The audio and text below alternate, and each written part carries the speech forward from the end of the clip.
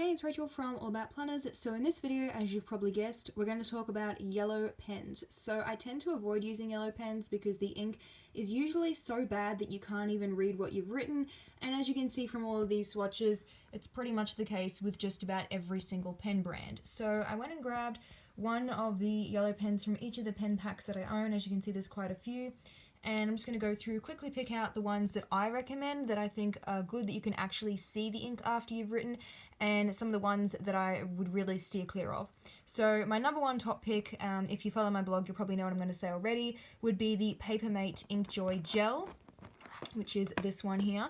Absolutely love this pen. It is expensive, but the colors are so nice for the other pens as well, and you can actually read that ink. Now I know it looks a bit more gold when you compare it against some of the other yellows on the paper as well, but as I've found, like with the Muji and the Unipea, the ones that actually have a bit of a tinge of gold you can read. The others kind of just fade away, like the Paper Chase, you can't even really see it.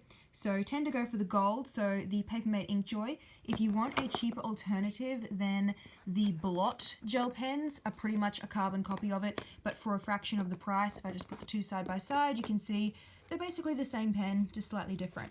So those ones, the Stabler Tri Plus Color. Now this one is a marker pen, so if you want something that is quite a bit thicker than just a normal pen, so if you're doing some headings, this one would be my pick. It's actually like proper yellow. If you're okay with going a bit more gold, then the Unipeas are also quite good. They do tend to have a little bit of ghosting on the back side of the page. I'll just quickly show you.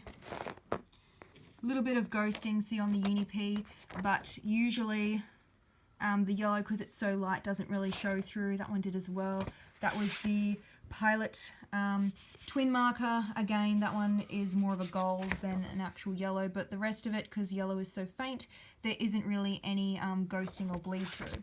So the other ones that I recommend, the Muji Hexa pen. These come in a long version, which is this one here, or you can get like a mini version, which only goes to about there. I just find that long is easier to write with, so I got that one. The Stabilo Trio 2-in-1. Now this one, the bold tip, you can see it quite easily, but the twin tip, like, don't bother. You're not going to be able to see it, so that's this one here.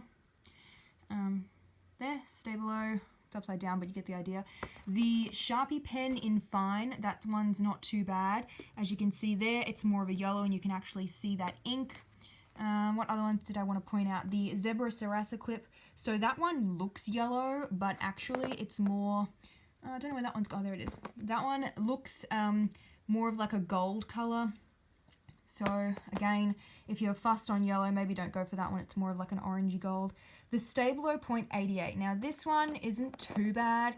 It's not my first choice though. If you already have some of these, I know they're quite common in Europe, then you could go with that one because you can kind of see the yellow.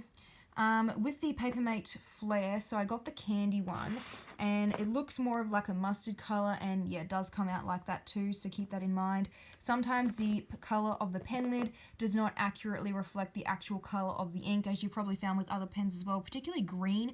I find sometimes it'll look like it's going to be a light green ink, and then you write with it and it's dark green, hence why I like to do all these swatches. So anyway, I'll just show you all the rest of the swatches, and I'll let you make your own decision.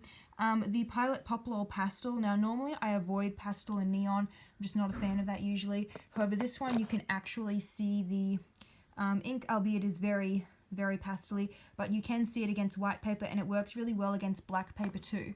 So you go with that one. And one last thing I wanted to point out, if you really can't find any yellow pens, maybe go for a highlighter. So this one is the Donga Twin Liner. Right down the bottom here, that's the highlighter, sorry, that's the pen end, not the highlighter end. So you could, if you're desperate, just get a dual tip, and then at least you can use the highlighter end, and then you've also kind of got a pen as well. So those are my recommendations. I will include a list below this video as well. Link will be below down there if you wanted a refresh on all of them. And I'll also have photos as well if you want to have a closer look at all of the swatches.